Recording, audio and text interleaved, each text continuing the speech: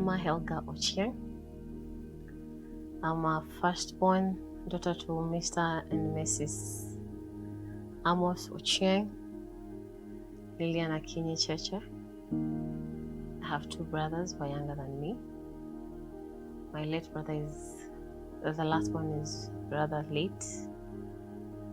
I work in aviation industry. I do cargo freight, revenue management and capacity control. I've worked in the aviation industry for over a decade. Impactful motherhood to me means a lot of things. One being that even after someone's gone, as a mother, the doctrines you instill in your children still live on, even in your absence. The morals, behaviors, the small little things, as little as you can hear your mother's voice when you're about to do something that you know they would not approve of. Being a role model to your children looking up to you, and even in your absence, they still look up to the things you used to do and leading by example, and just following in your footsteps to be the person that you are or better, because the things you did or you taught them while you're bringing them up made a difference. Because the child you bring up, the child you are, translates to the adult you become. My mom was the kindest, big-hearted human being I think I've met. And I don't say that just because she's my mom, but because that's who she was. She had a big heart of accommodating everyone and always very forgiving. You do something and expect that she'll probably hold it against you, and she will probably make noise about it. But after she's done, she's actually done. She doesn't remember what you did. She'll even call you and tell you, come, let's eat. Her house was an SOS, Red Cross house. It doesn't matter. You have a problem, you don't have a place, just okay. Anamwonchoyo kidogo tu ninao tutakula. She had this big heart of always helping people. She'd walk on the streets and see the street families. It would make her heart ache. She had to go to the supermarket and buy milk and bread and bring. Then she'll at least have some peace. Growing up, she would come and pick me from school. We used to live in Mombasa across the ferry, so we'd have to use the ferry every day. She's coming to pick me up in the afternoon. She'd come with food from the house, give the street families in containers. Then when you're going back, she'll pick her containers, go back home with them. Again, tomorrow, the same thing. The first time we got the news that she has breast cancer, it was a bit, we were confused, shocked, really didn't know what to do. And when we got to the point that we're just trying to adjust to the fact that now her diet has to change, and before anything could sink in, we lost my brother. And then after the burial, now we came back to the reality of it sinking. She never really quite got to believe that she was sick. And it was quite a bit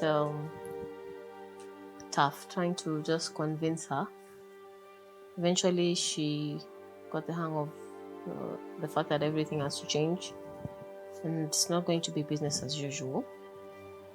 And of course, her diet has to change. She can't eat this, she can't eat that. Going to the hospital for the tests. And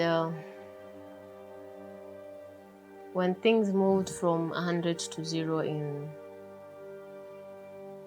literally, to me, a split of a second. My mom was this strong, enthusiastic person who always got things done by herself. She liked to clean her house because she was a clean freak. She was a good cook, always entertaining visitors. Our house never lacked visitors at any given time. So this strong person that you know is now lying in bed and she can't do something as simple as go to the washroom by herself. You have to help her. And walking was a problem. She became weak. Just having to seeing her helpless and not able to even hold her phone. She'd took a toll on her because she didn't like the fact that she can't wake up to do the things that she ordinarily would do. She would cry. Not really because of the pain, but just because she couldn't believe that this is her, because all her life she'd never been admitted. She'd never been sick to the point of being bedridden that she has to sleep the whole day and has to get help when she has to stand up, to sit up. Talking about her has really helped us. Just sitting down and sharing and us laughing at even a comment she would have made if she sees someone on TV. That has sustained us. Just prayer and talking about her. My aunties, the country, are a good support system. They pray with us. They were there for us. They still are. We call just to encourage you and tell you, no, it's a rite of passage. We are all headed there. It's just the timing that's different. But pole pole, you'll get there. Number 1, kindness. Mom believed, tenda wema nenda zako. Don't wait for someone to acknowledge or appreciate or reciprocate, because many other times that will never come. So tenda wema nenda zako. That's one thing I tell my children. Instill the discipline of working hard and being responsible and just taking care of yourself. Being clean. They say cleanliness is next to godliness. You have to be clean. Be kind. Be generous. My mom was generous to a fault. She would give you even the last of what she had, because she believed God will always provide. And true, she never lacked. God always provided.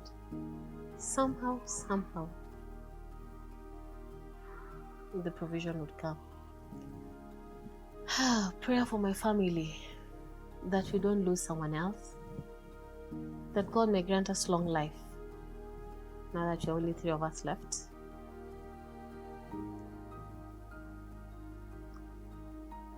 We have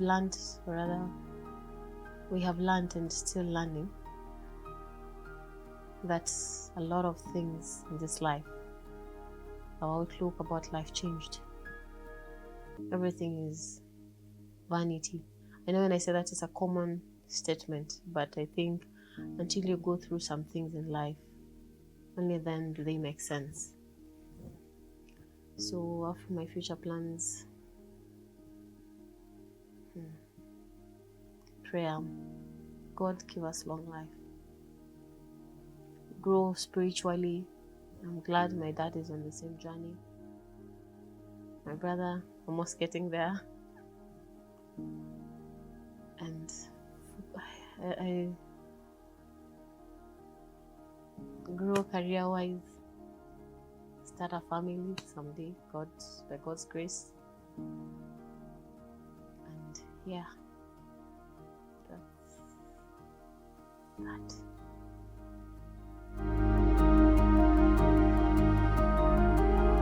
you.